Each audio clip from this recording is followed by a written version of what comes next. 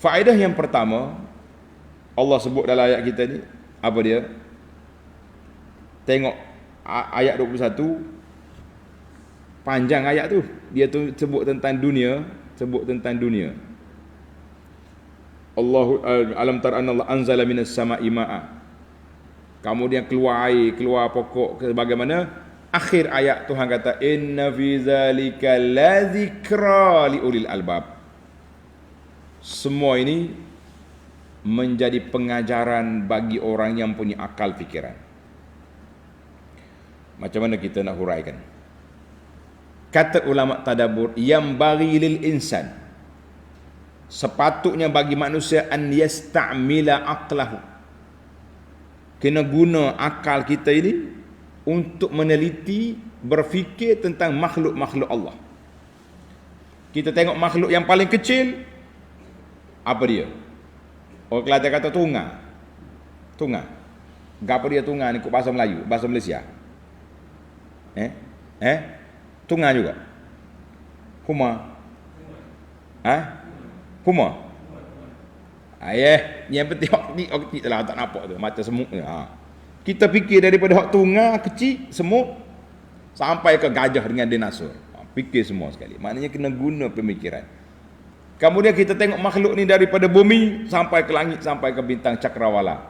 Untuk apa? Untuk menyatakan keagungan Allah Azza wa Jalla.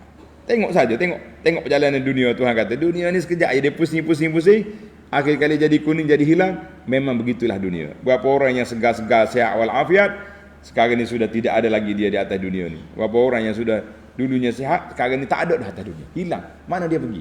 Mati sudah. Allahu Akbar. Mati. Maka dalam ayat ini juga Allah Ta'ala tunjuk bahawa anzala minas sama'i ma'a, Allah turunkan air dari langit. Jadi setiap air yang turun itu, anna kulla ma'in, air yang turun dari langit, air yang keluar dari bumi, semuanya tuhur, bersih belaka. Maknanya Allah Ta'ala turun air dari langit, dia simpan dalam tangki air. Sebab itulah tangki air kita duduk di mana? Atas bukit. Tangki air atas bukit. Lepas tu ada mata air turun. Mari sini. Kemudian dia simpan pula dalam tanah. Kita boleh korek keluar. Masya Allah. Fasalakahu yanabi'a fil ardi. Jadi air itu duduk dalam bumi. Kan? Yanabi'a fil ardi, dialih menjadi mata air dalam bumi. Ini sumber mata air kita ni duduk situ. Menyatakan kuasa Allah Azza wa Jalla. Dia duduk dalam bumi, tak nampak, jarang-jarangnya ada tak?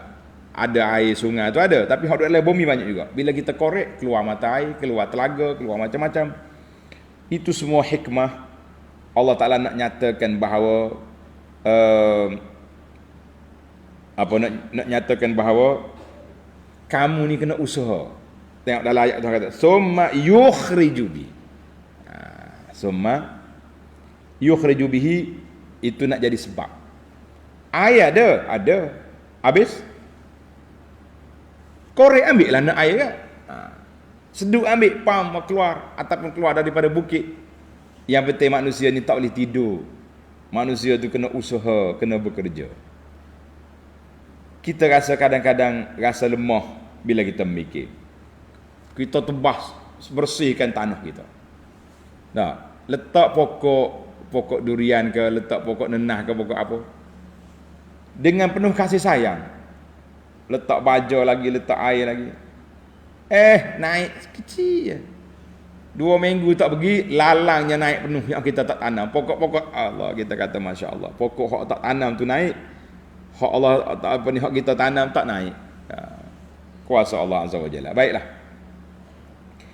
Perkara yang kedua, faedah yang kedua, afaman syarahallahu sadrahu.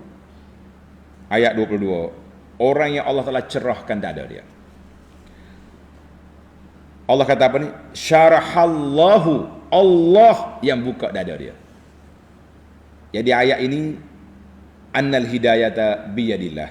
Kita kena ingat, kuasa hidayah, taufik itu hidayah kuasa Allah semata-mata, mutlak. Maka daripada ayat ini kita kena belajar, bila kita tahu hidayah itu kuasa Allah, Maka janganlah kita pergi minta petunjuk lain daripada Allah.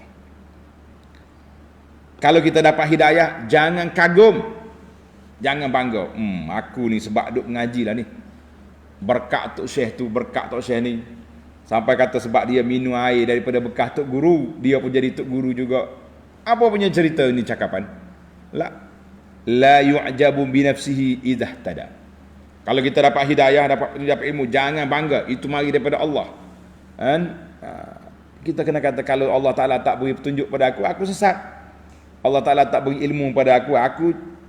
Jadi kita sepatutnya duduk di situ para jemaah sekalian. Jangan berani pandai duduk declare sana declare sini, jangan. Dan kita duduk di bawah kuasa Allah Azza wa Jalla. Jadi Allah Taala kata apa? Mana-mana orang yang Allah Taala beri hidayah, buka dada dia, fahuwa ala nurim mir rabbih, maka dia dapat cahaya hidayah daripada Allah Azza wa Jalla. Jadi siapa nak banyak cahaya, banyaklah ilmu dia belajar. Siapa nak luas cahaya, dia kena banyak belajar. Apakah di antara tulis ni belajar? Anna a'zama asbab syarh sadri, punca yang paling utama nak dapat dada kita cerah, tauhid kepada Allah Azza wa Jalla. Mengaji tauhid yang murni. Kan? Bagaimana kuatnya tauhid kita, begitulah tingginya darjat kita, insya-Allah. Belajar ilmu tauhid dulu. Ni duk belajar ilmu pelik-pelik, jumpa barang pelik kita je. Baik, yang ketiga, Allahu nazzala ahsanal hadisi kitaban. Allah yang menurunkan kitab. Yang pertama Allah Taala gambar dia mutasyabiha. Mutasyabiha. Apa nama mutasyabih? Mana ayat Quran itu sama je fakta dia. Sama dia fakta dia. Tidak ada maklumat yang bercanggah. Ada maklumat yang bercanggah. Itu mana mutasyabih. Dan juga dia panggil mathani. Ini menunjukkan bahawa mulianya Quran dan indahnya, Allah Subhanahu Wa Taala tahu keperluan makhluk. Allah dia buat makhluk, dia tahu apa dia makhluk nak. Makhluk nak ni apa dia? Tazkiyatun nafs. Nak suruh hati dia lembut, hati dia bersih, akhlak dia mulia. Maka Allah kata, aku beri hati manusia ni seperti hujan turun dari langit. Bila hujan turun, pokok subur. Hati manusia juga macam tu. Waktu dia subur, kemudian dia kering balik. Sebab itulah kita paling jauh adanya salatul Jumaah setiap minggu. Maknanya mu hidup ni dalam seminggu 7 hari, malak balik dia punya cahaya, kita refresh, recharge. Mari masjid, dengar khutbah, tengok perhimpunan orang Islam, kita rasa kuat balik. Demikian. Dalam di antara surah yang kita diminta baca setiap minggu, surah apa? Al-Kahfi. Untuk nak menerangkan hati, mencerahkan hati. Setiap minggu kita baca. Maka kita nak di sini. Jadi ulama tadabbur kata, tilkal ma'ani lil qulub.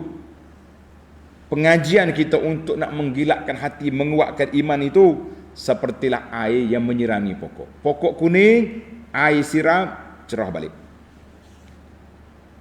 Pokok dah nak mati, air siram, cerah balik. Demikianlah hati kita. Hati kita ni, bila kita rasa kerah hati, tak bermaya dan nak ibadat, tak kuat, lemah, kita bagi dengan tazkirah, baca Quran, baca hadis Nabi, tengok cerita perjuangan Nabi sallallahu alaihi wasallam, hati kita akan balik semula. Tuan-tuan boleh tengok dalam beberapa siri kuliah yang banyak dalam YouTube Abu Anas tu. Di antara banyak yang kita bincang tentang hati. Ada tajuk qalbun salim, ada hati yang sejahtera. Dan banyak juga 2-3 siri-siri kuliah. Kenapa kita fokus pada hati? Sebab dinilah puncanya. Baik hati, baik yang lain. Insya-Allah, mudah-mudahan kata di para ulama, la yada' tadabbur. Jangan sekali-kali kamu tinggal tadabbur Quran, kerana inilah punca menghidupkan hati. Punca hati kita hidup mari di mana? Mari dari tadabbur Al-Quran. Alhamdulillah. Tadi kita dah sebut juga awal tadi, Al-Quran juga bersifat mutasyabihan dan ma'ani. Rasa tuan-tuan boleh ingat lagi kan? Mutasyabih, mana ayat dia yang bersama, Tidak ada yang bercanggah fakta, makna dia pula diulang-ulang ataupun dikembarkan dengan dua dimensi. Yang baik, yang buruk disebut dalam Al-Quranul Karim. Jadi para pelajar sekalian, itulah doa yang ada dalam Quran itu yang kita kena ambil. Maka Allah kata Al-Quran itu kitaban. Al-Quran itu Allahu nazzala. Maknanya Allah kata aku turun Quran. Kamu tak percaya macam mana? Al-Quran itu sifat dia ahsan al-hadis. Sebab apa? Tanda sikit. Kenapa Allah namakan Quran itu ahsan al-hadis? Kitab yang paling baik. Kenapa? Tanda. Dia kata yang pertama bahasa dia fasih.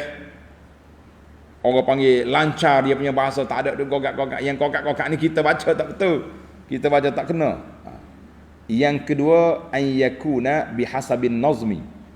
Dari sudut susunan ayat ni tak ada siapa boleh kritik bahawa Quran itu tak betul. Quran itu tidak fasih. Itu dua.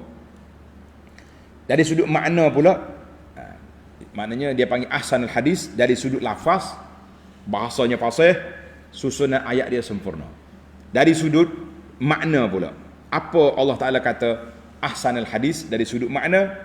Yang pertama, kitab ini sempurna, lengkap, sebab tak ada fakta yang bercanggah. Satu. Yang kedua, mengandungi peristiwa-peristiwa yang tak boleh dipikir oleh manusia. Benda yang dulu, kejadian Adam, kejadian langit, dan yang akan datang pada hari kiamat. Yang ketiga, ilmu dalam Quran terlalu banyak. Muna ilmu apa? Ilmu ibadat wajib dah. Ilmu makan minum ada. Ilmu muamalah, ilmu berkeluarga, ilmu pemerintahan pentadbiran, semua dalam Quran. Jadi itu di antara tiga sebab dia panggil makna. Dan kenapa Quran itu dipanggil kitaban? Kitab. Sebab apa kitab? Sebab dia tertulis. 3 tempat Quran ditulis. Tanda pelajar. Quran ditulis pada 3 tempat. Yang pertama di Lauhil Mahfuz. Lauhil Mahfuz. Kemudian Allah Ta'ala turunkan, diberi kepada malaikat. Malaikat pegang di tangan dia suhuf. Yang ketiga, Quran yang ada dalam mushaf yang ada di tangan kita sekarang. Itu dia panggil Quran itu diturun 3 tempat. Kalau kita nak bahas lagi panjang ni tuan-tuan, saya nak habiskan perbincangan kita ini. Ahsanul hadis, kitaban, maaf, yang sani yang keempat tu deh, tulis nombor 4 yang sani, yang kita ahsanul hadis. Bermula daripada ahsanul hadis, lafaz dia, makna dia, dan makna Quran, itu jadikan faedah yang keempat. Dan faedah yang terakhir, yang kelima, sifat Al-Quran juga taqsya'iru minhu juludul ladzina yakhshawna rabbahum, bahawa hati orang yang takut pada Allah dia akan gemetar. Hati yang takut pada Allah Ta'ala dia akan gemetar. Makna kesan Quran kepada jiwa, kepada fizikal manusia. Dengar, naik bulu roma. Dengar cerita menarik kan. Cerita ni menarik. Seorang sahabat nama dia Jubair bin Mut'im. Jubair bin Mut'im, dia masa tu dia belum masuk Islam lagi. Dia terdengar. Dia dengar Nabi baca Quran dalam solat maghrib, surah At-Tur. Surah At-Tur. Dia duduk dengar sampai kepada ayat am khuliqu min ghairi syai'in am humul khaliqun. Am khuliqu min syai'in. Mu ni Allah jadikan kamu daripada tak ada benda, pakai jadi gitu ya. Ataupun Allah yang menciptakan kamu. Bila aku dengar ni sampai kepada ayat Al-Musaytirun ayat 37. Tadi ayat 35 sampai ayat 37, kada qalbi an yatir. Mut'im kata, ketika aku dengar tu, hati aku mata nak tercabut, terbang hati aku ni. Maknanya takut dia. Hadis dalam Bukhari. Wa fi riwayatin, wa dzalika awal ma waqara al-imanu fi qalbi. Itulah mula-mula terdetiknya iman dalam hati aku. Dia dengar Nabi baca Quran surah At-Tur, sampai sini kata hati aku hampir terbang dan itulah permulaannya dia nak dapat hidayah. Masya-Allah, tabarakallah. Tuan-tuan dan puan-puan, sini patutnya kita berhenti panjang, tapi masa kita sudah panjang. Cerita yang terakhir lah senang. Nak panjang lagi, kita tengok dalam bab tadabbur, insya-Allah. Sahabat saya, Zulkarnain, dia sekarang ni berada di Osaka, Jepun. Kan? Dia kata kalau orang Jepun mari, nak mari ke pusat dakwah kita ni, mula-mula kita perdengarkan Quran. Sama ada dia baca ayat kursi.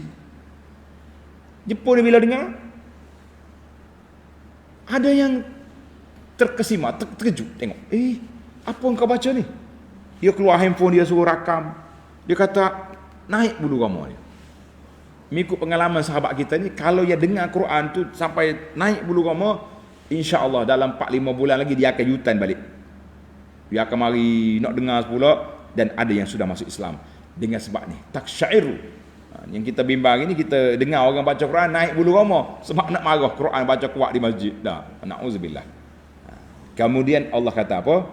Summa talinu juluduhum wa qulum ila zikrillah. Kemudian lembut hati dia berzikir sampai menangis takut pada Allah Azza wa Jalla. Allah tak kata sehingga bila mereka dengar Quran sampai hilang akal, sampai kemabukan, nak zikir kena melompat, breakdown, melompat-lompat. Kita kata kemudian declare ini zikir al-sunnah. Kita kata sunnah mana engkau ambil? Hatu burhanakum, buat mari sunnah. Sunnahnya bila apa yang diajar oleh Nabi sallallahu alaihi wasallam, kita ingat pada Allah Taala, zakarallaha khalian, kadang kita sunyi, senyap-senyap kita berzikir, kita ingat pada Allah Taala, ketika itu barulah kita mengatakan itulah yang sunnah yang diajar oleh Nabi sallallahu alaihi wasallam. Baik para jemaah sekalian, kalau kita cukuplah faedah kita 5 perkara. Kemudian saya nak tutup dengan satu doa yang dibaca oleh Nabi sallallahu alaihi wasallam. Kan? Dalam ayat yahdi man yasha, Allah Taala beri hidayah kepada siapa yang dikehendaki. Kan? Maka kita minta Allah Taala beri kepada kita hidayah. Di akhir ayat, zalika hudallah yahdi bihi man yasha. Demikianlah hidayah Allah beri kepada siapa yang dikehendaki. Mari kita berdoa dengan doa yang dibaca oleh Nabi sallallahu alaihi wasallam. Bismillahirrahmanirrahim. Alhamdulillah wassalatu wassalamu ala Rasulillah nabiyina Muhammad wa ala alihi washabihi ajma'in. Allahumma rabba Jibril wa Mikail wa Israfil fatiras samawati wal ard alimal ghaibi wasyahadah anta tahkumu baina ibadika fima kanu fihi yakhtalifun ihdina lima ikhtulifa fihi minal haqqi biiznik innaka tahdi man tasha'u ila siratim mustaqim. Ya Allah, Tuhan Jibril, Tuhan kepada Mikail, Tuhan kepada Israfil, pencipta langit dengan bumi, yang mengetahui segala perkara gaib dan yang nyata. Engkau yang menjatuhkan, memutuskan hukuman di antara hamba-hambamu, yang di apa yang berlaku perselisihan pandangan di kalangan mereka. Ihdina, tunjukkan kami dalam perkara khilaf ini kepada jalan yang benar, jalan engkau redai, jalan engkau sayangi, jalan Nabi engkau sallallahu alaihi wasallam dengan kehendak-Mu ya Allah, dengan keizinan-Mu ya Allah. Karena innaka tahdi man tasya' ila siratal mustaqim, engkau yang beri petunjuk siapa yang engkau kehendaki ke jalan yang benar, maka tunjukkanlah kami ya Allah. Apabila berlakunya khilaf, berlakunya perselisihan, tunjuklah kami yang jalan benar, jalan engkau redai, jalan sunnah Nabi sallallahu alaihi wasallam. Wa sallallahu ala nabiyyina Muhammad wa ala alihi washabihi ajma'in. Hadis ini sahih dikeluar oleh Imam Muslim. Fahadza wan Nabi sallallahu alaihi wasallam ajar kepada kita doa ketika berlaku selisih pandangan. Orang ni kata sunnah, ni kata tak sunnah, yang ni kata ahlu sunnah, yang ni kata ahlu tidak ahlu sunnah, maka kita minta Allah tunjuk jalan kepada kita. Allah kita minta tunjuk jalan kepada kita, jalan hidayah, jalan boleh menyelamatkan kita di dunia dan di akhirat. Amin ya rabbal alamin.